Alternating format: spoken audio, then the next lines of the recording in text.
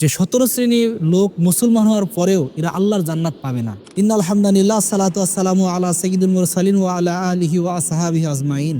সম্মানিত দর্শক শ্রোতা, দেশ ও দেশের বাইরের, কাছের এবং দূরের যে যেখান থেকে আমাদের প্রোগ্রামটি দেখতেছেন, সবাইকে দিন ইমানি মুসলিম টিভি পরিবারের পক্ষ থেকে সবাইকে অভিনন্দন, শুভেচ্ছা, সালাম। আসসালামু আলাইকুম ওয়া রাহমাতুল্লাহি ওয়া বারাকাতুহু। প্রতিদিনের ন্যায় আজকে একটি নতুন টপিকস নিয়ে আপনাদের সামনে হাজির হয়েছে। আজকের আমাদের নতুন টপিক সেটা হলো যে 17 শ্রেণীর লোক মুসলমান হওয়ার পরেও এরা আল্লাহর জান্নাত পাবে না। প্রিয় হাজিরিন, এক নাম্বার, আল্লাহ রাব্বুল আলামিন রাসূল সাল্লাল্লাহু আলাইহি ওয়াসাল্লাম বলছেন যে প্রতিবেশীর সাথে খারাপ আচরণকারী ব্যক্তি আল্লাহর জান্নাত পাবে না।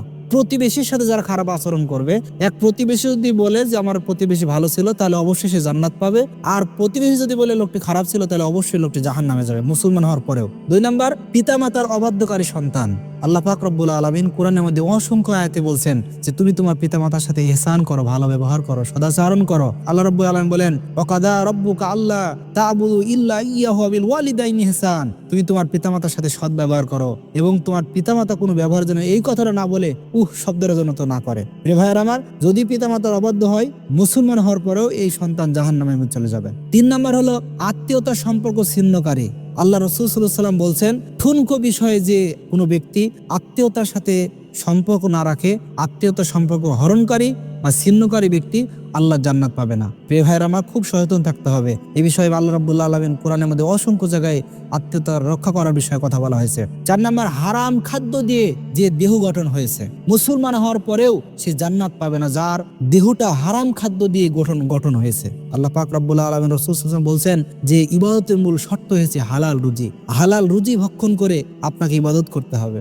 যে বাহিরে 7 ফরজ, ভিতরে 6 ফরজ, যে আপনার বাহিরে 7 ফরজের মধ্যে যে শরীর পাক, এই শরীর পাক বলতে হালাল খাদ্য দিয়ে আপনার শরীরের দেহ গঠন করতে হবে। 5 নাম্বার, আল্লাহ রাসূল সাল্লাল্লাহু আলাইহি ওয়াসাল্লাম বলছেন উগ্র কথা এবং উগ্র ভাষী অশ্লীল ব্যবহারকারী। যে ব্যক্তি কথায় কথায় উগ্রতা দেখায়, মেজাজে খিটখিটি করে এবং পাশাপাশি গালাগালি করে, মুখ খারাপ করে, ভাষার মধ্যে কথা বললে সে অশ্লীল ভাষা ব্যবহারকারী, মুসলমান হওয়ার পরেও এই লোকটি আল্লাহর জান্নাত যাবে না। 6 নম্বর বিষয়ে রাসূল সাল্লাল্লাহু আলাইহি ওয়াসাল্লাম বলছেন যে শাসক প্রজাদেরকে ধোঁকা দিয়ে, যে শাসক প্রজাদেরকে ধোঁকা দেয়, এই শাসক আল্লাহর জান্নাত পাবে না। হাদিসের মধ্যে আসছে হাসরের মাঠে 7 শ্রেণীর ব্যক্তি ছায়া পাবে। তার মধ্যে প্রথম নাম্বারটা বলা হয়েছে ন্যায়পরায়ণ শাসক, ন্যায়পরায়ণ বিচারক। এজন্য প্রিয় ভাইয়ের আমার, যে আল্লাহ রাসূল সাল্লাল্লাহু আলাইহি ওয়াসাল্লাম বলছেন যে শাসক প্রজাদের প্রতি ন্যায় করে না, আমার প্রিয় ভাইয়ের আমার। এরপরে 7 নম্বর যে বিষয় সেটা হচ্ছে অন্যের সম্পদ আত্মসাৎকারী ব্যক্তি। আমাদের সমাজ আজকে ভরি ভরি লক্ষ্য করে তাকে দেখা যাচ্ছে যে অন্যের সম্পদ তারা ভক্ষণ করেছে। আল্লাহ রাব্বুল আলামিন বলছেন সম্পদ,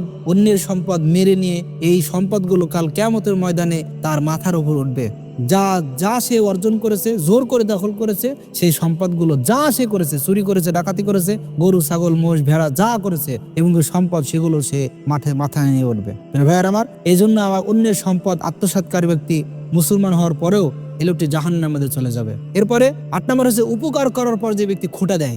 একজনের উপকার করেছে, সেই ব্যক্তিকে খোঁটা দিচ্ছে, তোমাকে আমি এই উপকার করলাম, সেই উপকার করলাম, আর তুমি আমার কাছে কে করতেছো। মানে উপকার করার পর যদি কোনো ব্যক্তি খোঁটা দেয়, আর এই খোঁটা দানকারী ব্যক্তি আল্লাহ জান্নাত পাবে না। আল্লাহ রাব্বুল আলামিন রাসূল সাল্লাল্লাহু আলাইহি ওয়াসাল্লাম বলছেন যে কিয়ামতের ময়দানে 3 শ্রেণীর ব্যক্তি কোনো গুনাহ মাফ করা হবে না, তাকে পবিত্র করা হবে না, তাকে জাহান্নামে দেওয়া হবে। তার মধ্যে এটা একটি শ্রেণী যে উপকার করার পর খোঁটা দানকারী। প্রিয় ভাইয়ের আমার, এরপরে আল্লাহ রাসূল সাল্লাল্লাহু আলাইহি ওয়াসাল্লাম বলছেন চগলখোর, যে অন্যের দোষ বলে বেড়ায়, যে অন্যের দোষ মানুষকে বলে বেড়ায়, যে এর এই দোষ, এই দোষ, ওই দোষ, এই সমস্ত কথাগুলো মানে চোখে চোখে রাখে, চগলখোর ব্যক্তি এবং অন্যের দোষ তালাশ করে এবং মানুষকে বলে বেড়ায়, এই ব্যক্তি মুসলমান হওয়ার পরেও সে আল্লাহর জান্নাত পাবে না। আল্লাহ রাসূল সাল্লাল্লাহু আলাইহি ওয়াসাল্লাম বলছেন মানুষের দোষগুলোকে গোপন রাখো, মানুষকে ক্ষমা করো, আল্লাহ তোমাকে গোপন করবেন, ক্ষমা করবেন।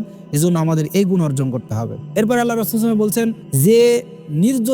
যে নিজের পিতাকে বাদ দিয়ে অন্যের পিতাকে পিতা বলে, নিজের পিতাকে পিতা বলে না, অন্যের পিতাকে পিতা বলে, এই ব্যক্তি মুসলমান হওয়ার পরেও আল্লাহর জান্নাত ব্যক্তি সে পাবে না। আল্লাহ রাব্বুল আলামিন আরেকটা বলছেন দাম্ভিকতা অহংকারী ব্যক্তি আল্লাহর জান্নাত পাবে না। কোরআনের মধ্যে আল্লাহ রাব্বুল আলামিন বলছেন ওয়ালা তামশি ফিল আরদি মারহা, তোমরা অহংকার করে দুনিয়ায় পদচারণ করো না, কারণ অহংকারকারী ব্যক্তিকে আল্লাহ পছন্দ করে না।